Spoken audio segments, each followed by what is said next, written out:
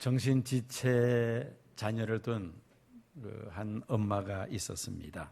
이분이 나는 천사를 보았다라는 그런 글을 발표를 했습니다. 초등학교 6학년 정신지체를 가진 아들과 함께 여행을 하다가 고속도로 휴게소에 잠시 들렸습니다. 이 엄마는 먹을 음식을 사려고 이제 줄을 서서 기다리고 있는 사이에 야단이 났습니다. 이 아이가 어떤 할아버지가 식탁에서 국수를 먹고 있는데 거기에 손을 쑥 집어넣고는 국수를 먹는 것이었습니다. 당연히 이 할아버지가 소리치면서 아이에게 야단을 칩니다. 이 당황한 아이 엄마가 안절부절입니다. 할아버지에게 가서 연실 머리를 숙이면서 죄송하다고, 이 아이가 장애가 있어서 좀 모자라니까 이해해달라고 연실 머리를 굽히면서 사과를 합니다. 그러자 이 할아버지가 갑자기 화를 풀고 도리어 그 아이 엄마에게 사과를 하는 겁니다. 아이가 멀쩡해 보여서 장애가 있는 줄은 생각지도 모르고 못하고 그냥 나무라기만 했다고, 오히려 미안하다고 그러면서 그 국수 그릇을 아이에게 주면서 먹으라고, 그리고 물까지 떠다가 갖다 주는 것이었습니다. 이 일을 당하고는 이 아이 엄마는 매우 중요한 것을 깨달았습니다. 그것은 그 아이를 자기 혼자서 키우는 것이 아니라는 것을 깨달았다는 것입니다. 행동이 민첩하지 못해서 어눌해하는 아이, 그 아이를 데리고 택시를 탈 때 택시 기사가 짜증내지 않고 기다려주면서 밝은 얼굴로 이제 출발해도 되겠습니까? 라고 기다려주는 그 택시 기사의 친절함, 또 생일 파티에 있지 않고 자기 아이를 초청해주는 아이 친구들과 함께 내 아이가 커간다는 사실을 생각을 했던 것입니다. 이상한 눈으로 아이를 흘겨보는 눈빛만 신경에 거슬러서 평생 웃지 못하고 감사하지 못하면서 살아왔지만 그날 그 사건 이후로 여러 가지 곰곰이 생각해 보니까 세상에는 눈을 흘기는 사람만 있는 것이 아니라 그런 할아버지처럼 참 인정이 있는 천사 같은 사람들도 있다는 사실을 발견하고는 나는 천사를 보았다라는 그런 짧은 글을 이 아이 엄마가 썼던 것입니다. 자, 우리가 이 감사에 대해서 세 가지 유형의 사람이 있음을 우리가 생각해 볼 수 있습니다. 첫째는 감사할 일이 있어도 감사하지 않는 사람. 두 번째 유형은 감사할 일이 있을 때만 감사하는 사람. 세 번째 유형은 감사하지 못할 그런 일이 있을지라도 감사할 만한 일이 없음에도 불구하고 감사하는 사람, 이렇게 세 유형의 사람이 있습니다. 자, 여러분들은 이 세 가지 부류에 어느 쪽에 해당되는 사람이라고 생각이 됩니까? 첫 번째, 두 번째, 세 번째. 아마도 대다수는 두 번째 유형에 속하지 않는가 생각합니다.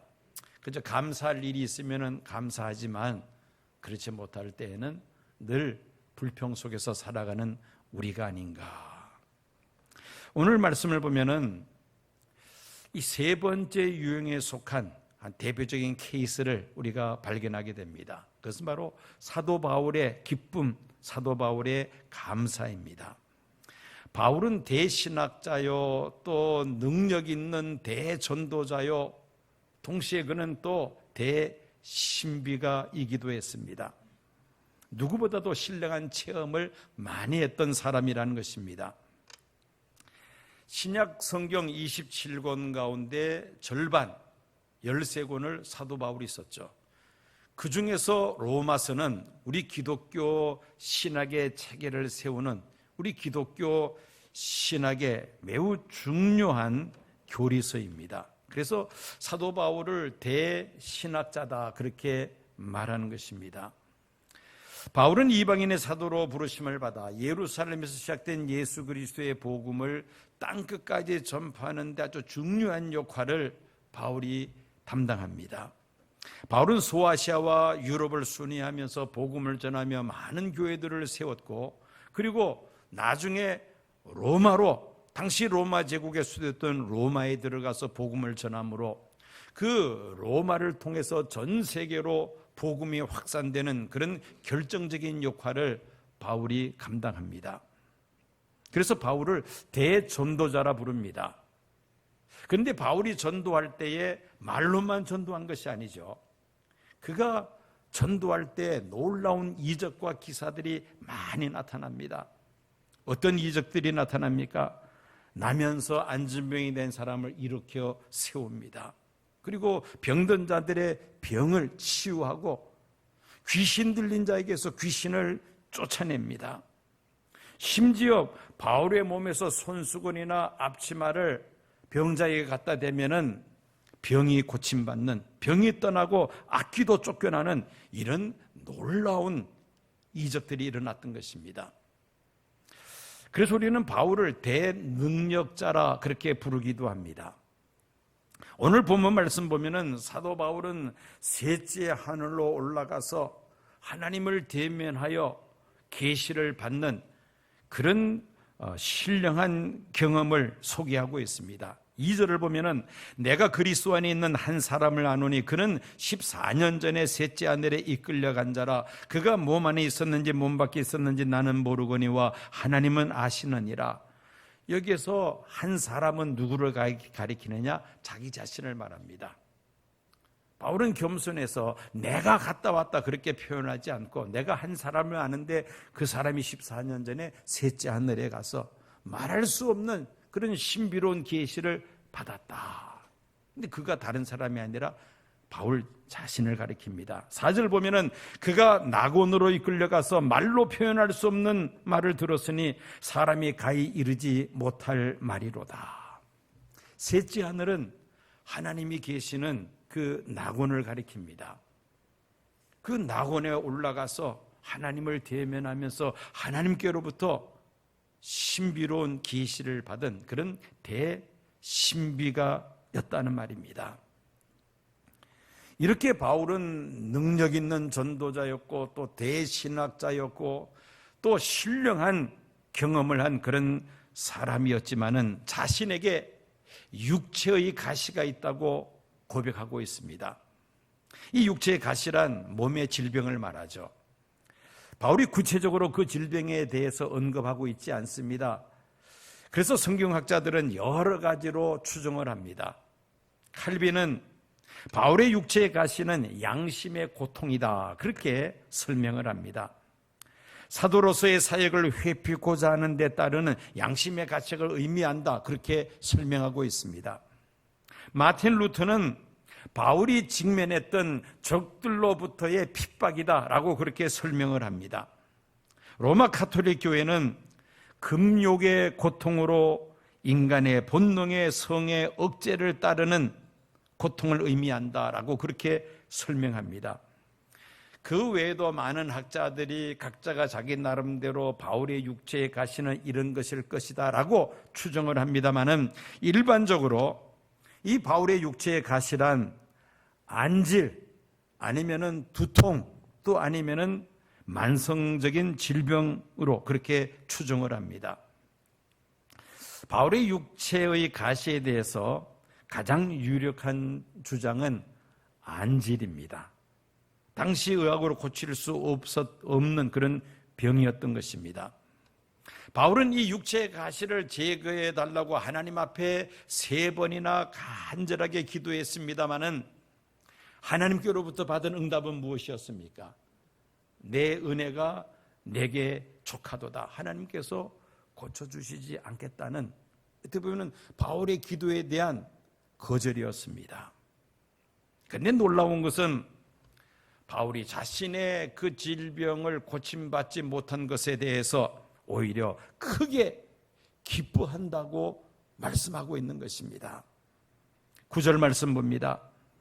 나에게 이르시기를 내 은혜가 내게 족하도다. 이는 내 능력이 약한 데서 온전하여 짐이라 하신지라. 그러므로 도리어 크게 기뻐함으로 나의 여러 약한 것들에 대하여 자랑하리니 이는 그리스도의 능력이 내게 머물게 하려 함이라. 크게 기뻐한다고 그런 고백하고 있습니다. 바울은 많은 병자들의 병을 고친 그런 능력 있는 전도자였죠. 그런데 정작 자기의 병은 고침받지 못했다는 겁니다. 고침받지 못한 것이 아니라 하나님께로부터 거절당합니다. 이런 상황 같으면, 웬만한 사람 같으면 시험에 들 터인데 왜 하나님 내 병은 고쳐주시지 않습니까? 항의하고 원망할 텐데, 정반대로 바울은 오히려 크게 기뻐한다고 말하고 있는 것입니다. 그 이유는 첫째로 그는 그 육체의 가시로 인하여 더 하나님을 의지함으로 오히려 강해질 수 있었기 때문이라고 그는 말을 합니다. 9절 말씀 다시 봅니다. 내 능력이 약한 데서 온전하여짐이라. 10절 보면은 내가 약한 그때에 곧 강함이니라. 내 힘으로 할 수 있다고 생각할 때는 굳이 하나님 앞에 기도하지 않습니다. 내가 하면 되는데 굳이 기도까지 해야 되느냐, 이런 생각을 우리가 가질 수밖에 없는 것이죠. 즉 하나님을 의지하지 않는다는 겁니다. 근데 내 힘으로 할 수 없다고 판단이 되면은 그때는 하나님을 의지할 수밖에 없습니다. 더 간절하게 하나님 앞에 기도하게 된다는 것입니다. 사도 바울은 그 육체의 가시로 말미암아 더욱더 하나님을 간절하게 의지했다는 것이죠. 그 결과 오히려 그는 강해질 수 있었다고 고백합니다. 고린도후서 1장을 보면은 사도 바울이 아시아에서 복음을 전하면서 당한 그 고난, 핍박에 대해서 자세하게 설명하고 있습니다. 형제들아, 우리가 아시아에서 당한 환난을 너희가 모르기를 원하지 아니하노니 힘에 겹도록 심한 고난을 당하여 살 소망까지 끊어지고 우리는 우리 자신이 사형 선고를 받은 줄 알았으니 이는 우리로 자기를 의지하지 말고 오직 죽은 자를 다시 살리시는 하나님만 의지하게 하심이라. 바울이 복음을 전하면서 당한 고난은 이루 말로 다 형용할 수 없습니다. 옥에 갇히기도 하고 40에 하나 감암에 39대의 태장을 5번이나 맞았고 한 번은 돌에 맞아 죽은 것으로 판단되어 성 바깥으로 내던져지는 그런 어려움도 겪습니다. 바울은 복음을 위하여 정말 결혼도 하지 않고 자신의 모든 것을 바쳐서 수고하고 있음에도 불구하고 왜 하나님께서 나에게 이런 고난을 허락하십니까? 불평하거나 원망하지 않습니다. 그는 그 계속되는 고난을 통하여 얻게 된 귀한 진리가 하나 있습니다. 그것은 바로 자기를 의뢰하지 말고 오직 죽은 자를 다시 살리시는 하나님만 의뢰하게 함이라. 만약에 바울이 아무런 고난도 없이 모든 일들이 망사 현통했다면 그렇게 하나님을 의지하며 기도하지 않았을 것이라는 말이죠. 지속되는 그 고난과 시련과 역경 때문에 더 하나님을 간절하게 의지하게 되었고 하나님을 의지함으로 인하여 오히려 그는 강해질 수가 있었고 더 담대하게 능력 있게 복음을 전할 수 있었다는 말씀입니다. 우리가 믿음으로 살려고 온 힘을 다해서 애를 쓰고 있음에도 불구하고 때로는 여러 가지 시련과 역경과 고난이 다가옵니다. 육신의 질병이 찾아오기도 하고 운영하는 사업이 내 계획대로 진행되지 않아서 또 여러 가지 경제적으로 어려움 겪기도 합니다. 자녀들 때문에 어려움을 겪기도 합니다. 이런 어려움이 있을 때에 우리는 이 바울의 말씀을 기억해야만 합니다. 내가 약할 그때에 곧 강함이라.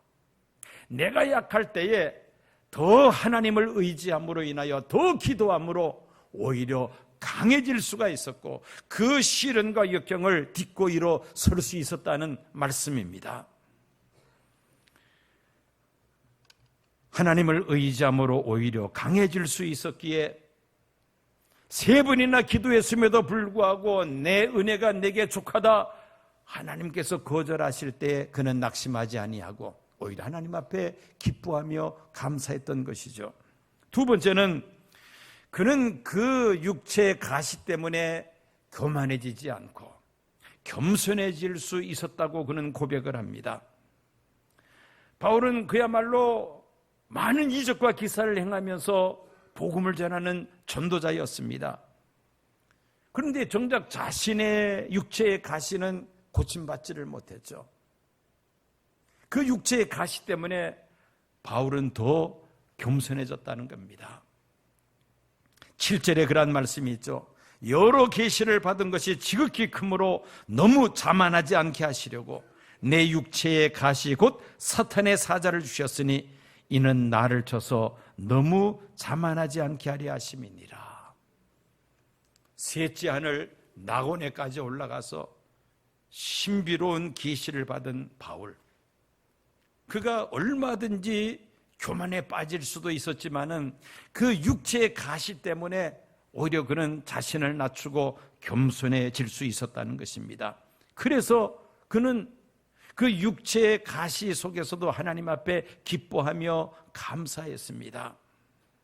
세 번째는 전적으로 하나님을 신뢰했기 때문에 그는 그 육체의 가시, 하나님께서 고쳐주시지 않는 그 육체의 질병 가운데서도 하나님 앞에 기뻐하며 감사했습니다. 로마서 8장 28절 사도 바울은 말씀하기를 모든 것을 합력하여 선을 이루시는 하나님, 그 하나님을 바울은 믿었기 때문이었습니다.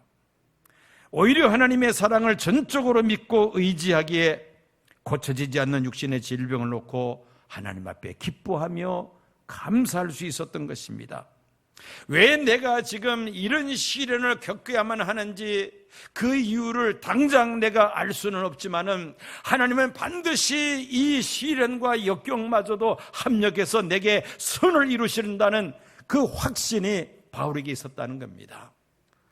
오늘 우리들에게도 이 확신이 있다면은 어떤 시련과 역경도 능히 딛고 일어설 줄로 믿습니다. 바울은 그런 고난 속에서 기뻐하며 감사했습니다. 왜? 합력해서 선을 이루실 것을 확신했기 때문입니다.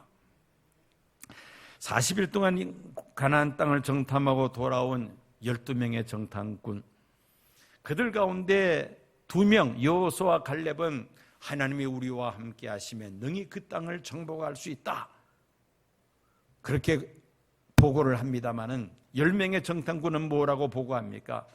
우리가 그 가나안 땅을 살펴보니까 그 땅에 살고 있는 사람들은 신장이 장대하고 힘이 센데 그 옆에 서보니까 우리는 메뚜기 같았다. 우리는 도저히 그 사람과 싸워서 이길 수 없다. 불신앙적인 보고를 하죠. 하나님은 분명히 가나안 땅을 아브라함과 이삭과 야곱에게 약속하신 대로 이스라엘 백성들에게 주신다고 약속하셨는데 이 10명의 정탐꾼들은 하나님의 약속을 불신하고 그리고 우리는 그 땅을 정복할 수 없다고 불신앙적인 보고를 합니다. 하나님의 약속에 대한 믿음이 부족했기에 그들은 눈앞에 보이는 가나안 그 원주민들의 그 장대함을 보고 그만 그들은 하나님 앞에 불평하고 원망하기 시작합니다. 고난 속에서의 기쁨과 감사는 신뢰, 믿음에서 나옵니다. 믿음에 뿌리를 두고 있다는 것이죠. 반면에 고난 속에서 감사하지 못하고 불평하고 원망하는 것은 불신에서 비롯된 것입니다. 출애굽한 이스라엘 백성들이 광야에서 조그만한 어려운 일만 있어도 불평하고 원망한 것은 무엇 때문입니까? 하나님을 믿지 못하고 하나님을 신뢰하지 않았기 때문입니다. 그리고 이 불평과 원망은 연병과 같습니다. 전염병과 같아서 삽시간에 많은 사람들에게 오염되고 맙니다. 불신앙적인 10명의 정탐꾼의 보고를 들은 온 이스라엘 회중들이 밤새도록 대성통곡하고 하나님을 원망하고 모세와 아론을 저주합니다. 우리에게 매장지가 없어서 애굽에서 이 광야로 이끌어냈느냐? 애굽으로 돌아가자. 애굽으로 돌아가자고 그들은 외쳤던 것입니다. 이 불평과 원망은 이스라엘 공동체를 삽시간에 무너뜨리고 말았습니다. 무서운 하나님의 진노의 심판이 그 뒤를 기다리고 있었던 것이죠. 탈무드에 이런 이야기가 있습니다. 감사를 모르는 자를 벌하는 법이 세워지지 않은 것은 감사할 줄 모르는 자는 하나님께서 직접 벌하시기 때문이다. 감사하지 않는 그 자체, 마음의 불평과 원망, 이 자체가 바로 하나님의 벌입니다. 감사하면 마음에 기쁨이 넘칩니다. 불평과 원망을 시작하면 어떻습니까? 내 마음이 불편하죠. 온갖 스트레스에 영향을 받을 수밖에 없습니다. 감사할 줄 모르고 불평과 원망을 일삼던 이스라엘 백성들, 가나안 땅에 다 쓰러지고 말았습니다. 여호수아와 갈렙 그리고 그들의 2세들만이 가나안 땅에 들어갈 수 있었던 것이죠. 자, 이처럼 고난 속에서도 바울처럼 기뻐하며 감사할 수 있는 것은 모든 것을 합력하여 선을 이루시는 하나님을 믿기 때문입니다. 하나님을 신뢰하는 사람들은 고난 속에서도 기뻐하며 감사한다는 말씀이죠. 기뻐하고 감사하면 그 역경을 능히 딛고 일어설 줄로 믿습니다. 마지막으로 죄에서 우리를 구원해 내셨기 때문에, 우리에게 영생을 주셨기 때문에 우리는 고난 속에서도 감사해야만 합니다. 하나님은 죄로 인하여 마귀에게 종노릇하던 우리들을 값없이 예수님 십자가의 피로 우리의 허물과 죄를 대속해 주셨고, 우리를 하나님의 자녀로 삼아 주셨으며 우리에게 영생의 복을 주신 줄로 믿습니다. 이 세상 무엇으로도 바꿀 수 없는 구원의 은혜를 우리에게 베풀어 주신 것입니다. 그러므로 세상 모든 것을 다 잃어버린다 할지라도 하나님이 우리에게 주신 구원의 축복, 영생의 복을 우리가 생각한다면 우리는 고난 속에서도 기뻐하며 감사해야 할 줄로 믿습니다. 감사는 믿음의 완성이라고 말을 합니다. 감사는 구원의 완성이기도 합니다. 감사는 병 고침을 받습니다. 감사는 환경을 변화시키는 능력이 있습니다. 감사를 모르는 성도는 아직도 미숙한 성도라고 말할 수밖에 없습니다. 미련한 사람은 감사할 줄 모르고 원망하는 사람이라고 잠언 19장 3절에 말씀합니다. 사람이 미련함으로 자기 길을 굽게 하고 마음으로 여호와를 원망하느니라. 미련하기 때문에 원망한다는 것이죠. 지혜로운 사람은 감사할 줄 아는 사람이라고 말씀합니다. 여러분들은 그 나병 환자 10명이 예수님 만나서 깨끗하게 고침받은 그 사건을 다 아실 것입니다. 어느 날 예수님이 지나가시는데 10명의 나환자들이 예수님께 소리 지릅니다. 우리의 병을 고쳐달라고 소리 지릅니다. 예수님께서 제사장에게 가서 너희 몸을 보이라고 말씀합니다.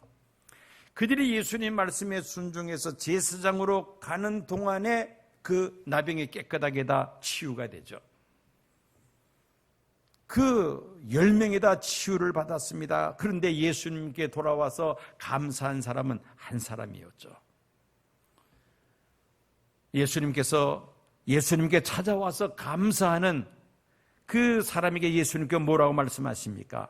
내 믿음이 너를 구원하였느니라. 한번 따라해 보실까요? 내 믿음이 너를 구원하였느니라. 9명의 나환자들은 육체의 병을 치유받았습니다마는 그 영혼은 구원받지 못하죠. 그러나 이 한 사람은 나병을 치유받을 뿐 아니라, 육신의 병을 치유받을 뿐 아니라 영혼까지 구원받을 수 있었다는 것입니다. 그래서 감사는 믿음의 완성이다. 감사는 구원의 완성이라고 말할 수가 있는 것이죠. 저는 개인적으로 지난 2년 반 동안 이 코로나 팬데믹 속에서도 아주 감사하는 감사의 제목 하나가 있습니다. 팬데믹 이전에는 한 20여 년 동안 제가 이 인도네시아 많은 지역을 순회하면서 또 필리핀 그리고 태국 그 여러 지역을 순회하면서 교회 지도자들에게 말씀을 가르치는 그 일을 해왔었습니다. 그런데 코로나 팬데믹이 시작하면서 하늘길이 막혔죠. 해외 나갈 수가 없습니다. 설령 간다 하더라도 사람을 모아서 집회할 수 없습니다. 왜? 사회적 거리두기 때문에 어느 나라도 집회할 수가 없는 그런 상황이 시작이 되었습니다. 자, 이 현장에 가서 늘 집회를 해왔었는데 현장에 갈 수가 없으니까 길이 완전히 막혀버리고 만 것 아닙니까? 그런데 그 길은 막혔는데 새로운 길이 열렸습니다. 그 새로운 길이란 무엇입니까? 실시간 영상으로 집회할 수 있는 길이 열린 것입니다. 그전에도 그 길이 없었던 것은 아닌데 그 길을 사용하지를 않았죠. 이제는 그 길을 통해서 더 폭넓게 더 많은 사람들에게 예수 그리스도의 복음을 전하며 말씀을 가르칠 수 있는 그런 길이 있음을 발견하게 된 것입니다. 물론 이 실시간 영상 집회라 해서 카메라만 갖다 대면은 되는 그런 게 아닙니다. 왜냐하면 이 영상 집회라는 것이 집중력이 떨어집니다. 장시간 지속적으로 집회하는 것이 쉽지 않다는 것입니다. 그래서 알찬 강의 내용은 물론이거니와 미디어를 최대한 활용해서 수준 높은 그 시청각 자료를 제공합니다. 그리고 또 첨단 장비를 동원해서 기술적으로 그것을 잘 활용함으로 인하여 지루하지 않고 재미있게 또 성경을 쉽게 이해할 수 있도록 강의를 진행을 해야만 합니다.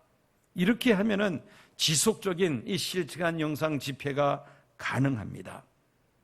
이 코로나 팬데믹으로 지금 1년 6개월째 계속해서 지금 화요일 저녁마다 이 영상 집회를 하고 있습니다.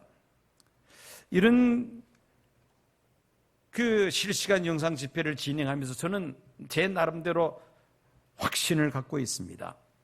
코로나 팬데믹 이보다 더 어려운 상황이 우리 앞에 닥친다 할지라도 인터넷만 연결이 된다면, 인터넷에 접속만 할 수 있다면 언제 어디서라도 선교가 가능하다는 것이죠. 우크라이나에 의용군으로 갔던 우리 한국 사람들이 몇 사람이죠. 그 사람들이 돌아와서 한 말 가운데 그런 말이 있더라고요. 비록 그 참 치열한 무자비한 전쟁터였지만은 어디 가더라도 인터넷은 되더라는 겁니다. 인터넷은 되더라. 그렇습니다.